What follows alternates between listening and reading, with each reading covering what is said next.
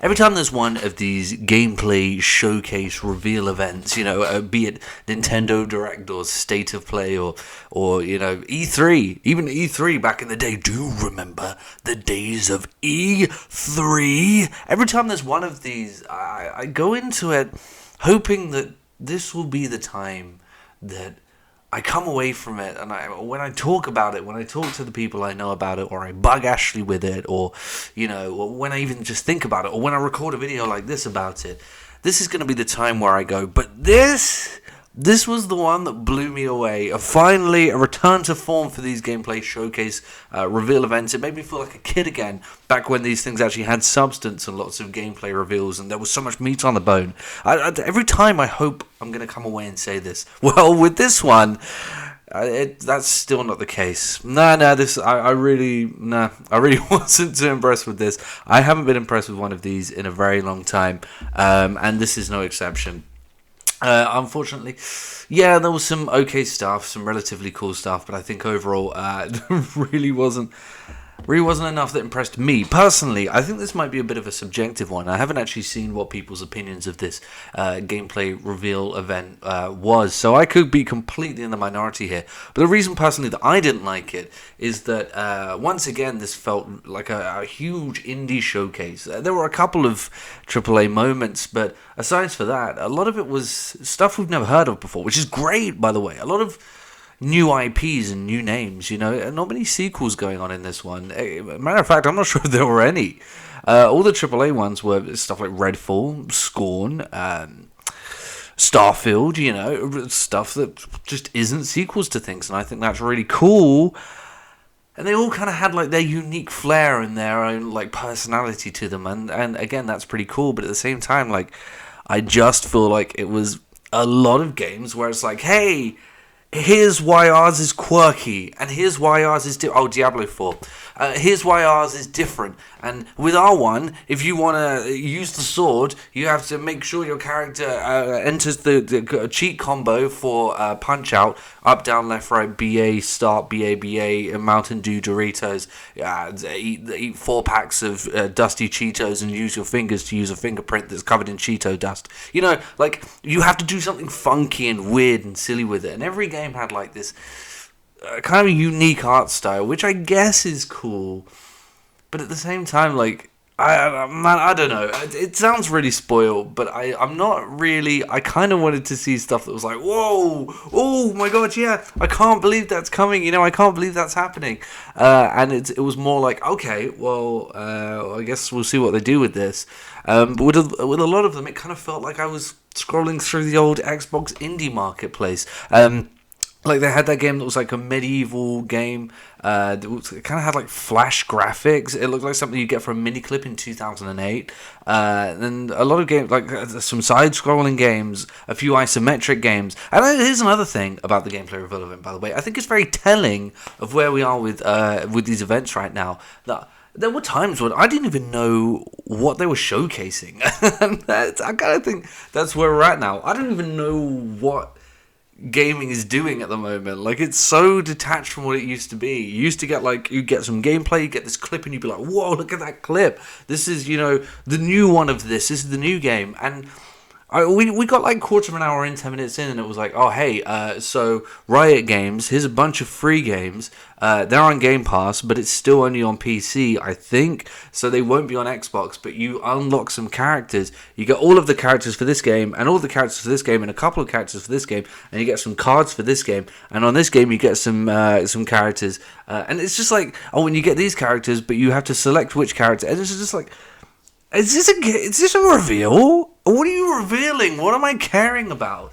Like, seeing League of Legends in an Xbox showcase was weird and exciting for a second, because I thought to myself, okay, are they going to put League of Legends on Xbox? And I don't think they are. I don't think they're going to put it on there. And the same goes for Persona. Like, okay, we've never had Persona before, and that's cool, but they're all really old, I'm not saying that I'm not into that style of game, although I'm not entirely sure I am. I don't really think it's for me.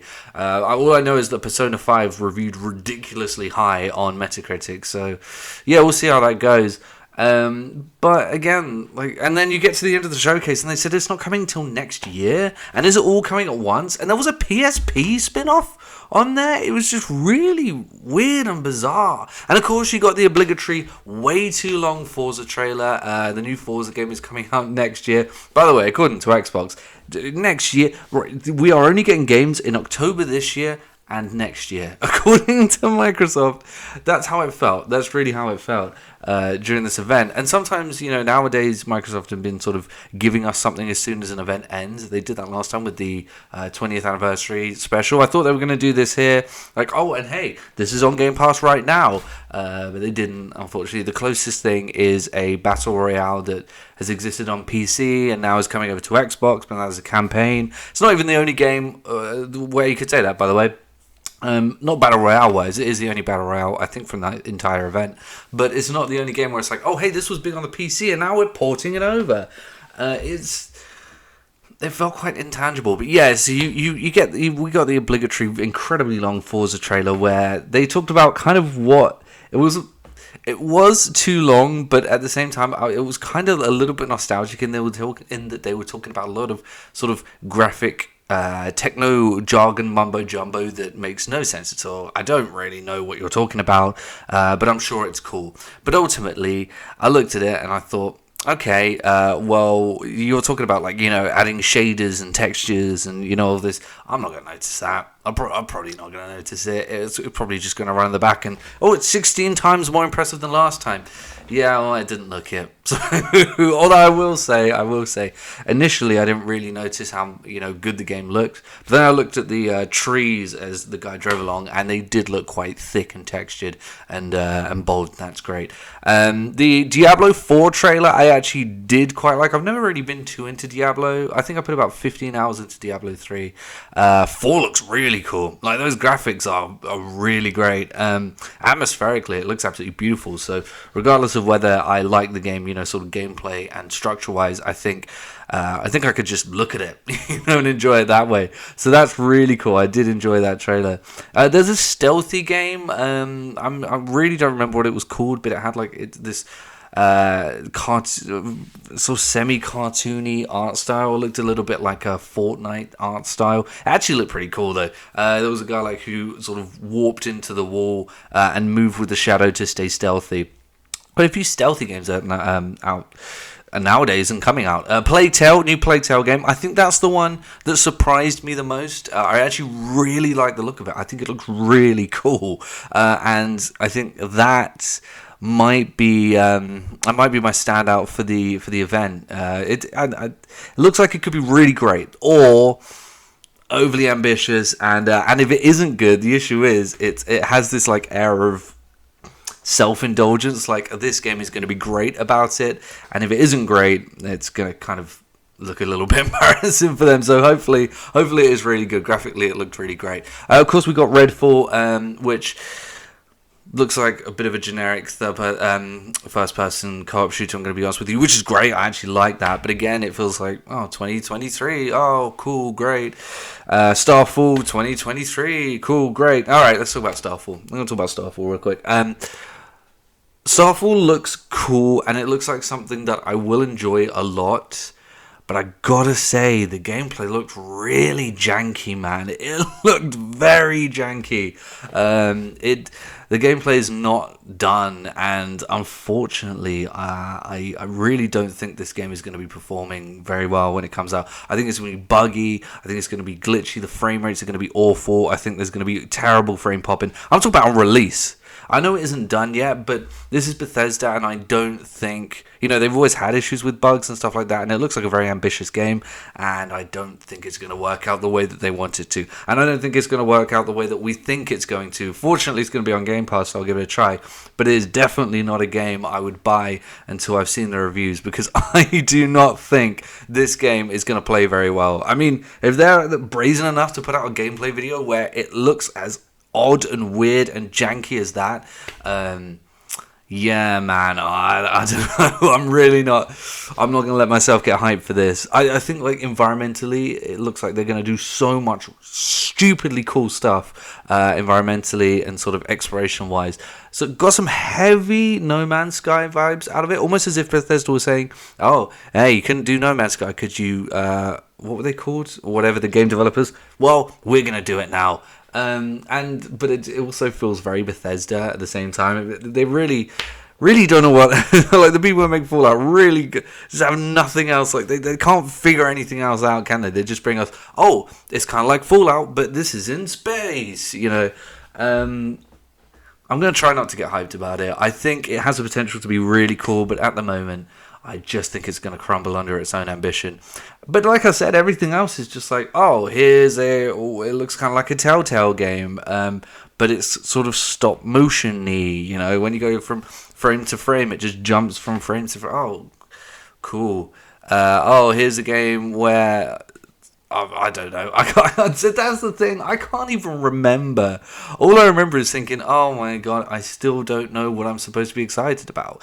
It was a bunch of games where all I could think was, alright, well, what is it you want me to be excited about? What aspect of this game do you want to leap out on the page? Because let me tell you, none of it is. And I think, when I went into this, I spoke about E3 earlier. When I went into it, I thought to myself, is this E3? Does E3 still exist? I guess not. It would have happened already, right? That's a shame. I quite liked E3. It was like a really cool event where everybody gets together and has a big gaming party and you sort of celebrate it, and it's the whole weekend. It's a lot of fun. And I thought to myself, why would they stop that? It's a celebration of gaming. It's a lot of fun. It's good. And it's a way to show off your games. By the end of this, I think I've got it figured out. I think I've figured out why they stopped. We are so jaded, man. I wasn't going to come away from this video with a big, final thought, but I'm going to. We have been through so much gaming with regards to like high quality games, big adventures, big narratives, and we've seen so many overly ambitious games. We've seen so many games that tried to break the mold but never managed to. So many games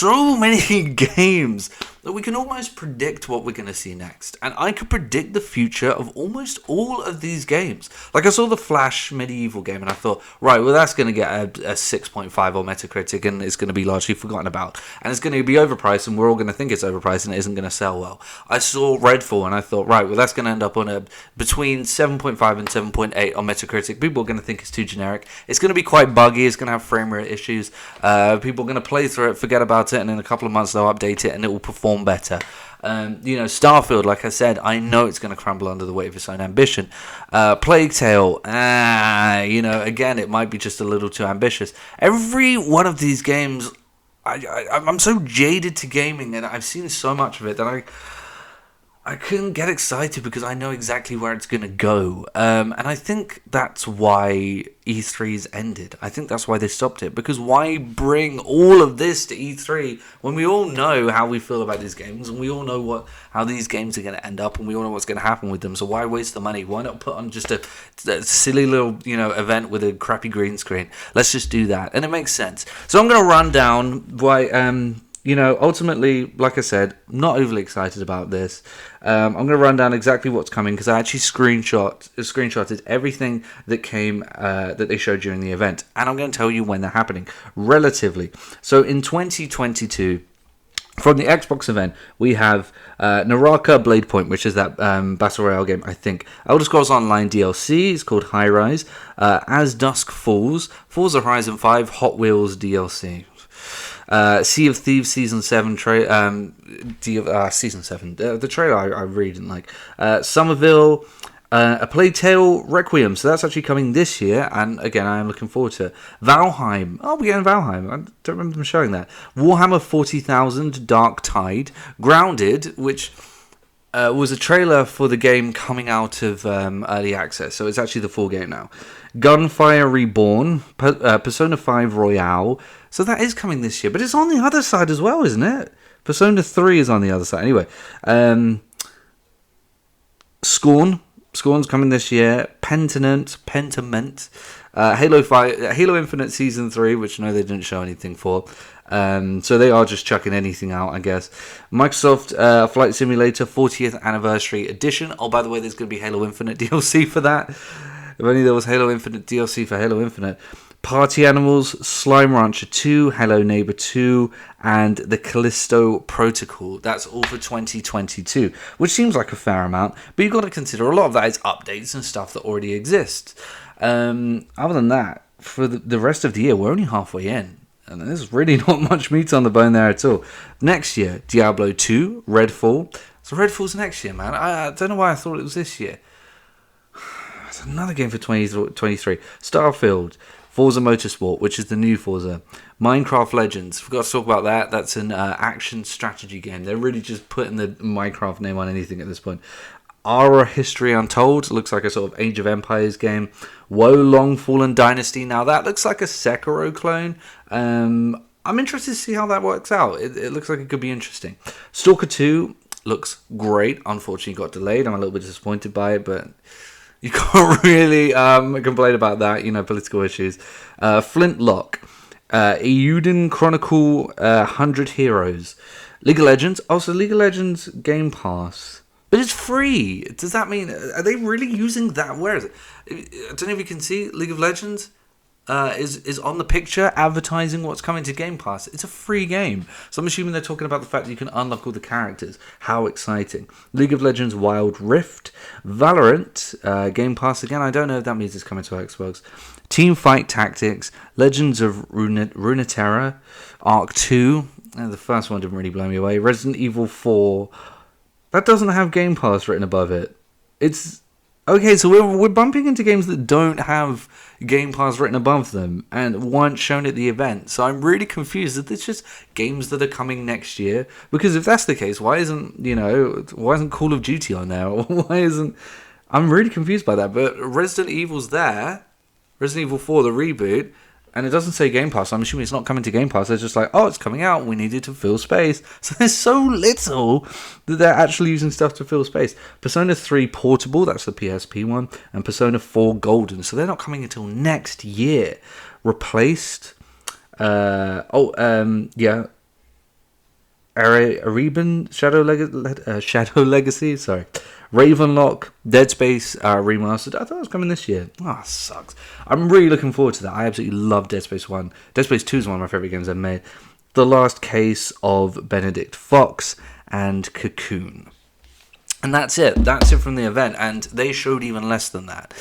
Yeah, hardly exciting. And I don't know. I don't know how to close this off. I wasn't too impressed. Hopefully the actual games that come out will impress me more than this.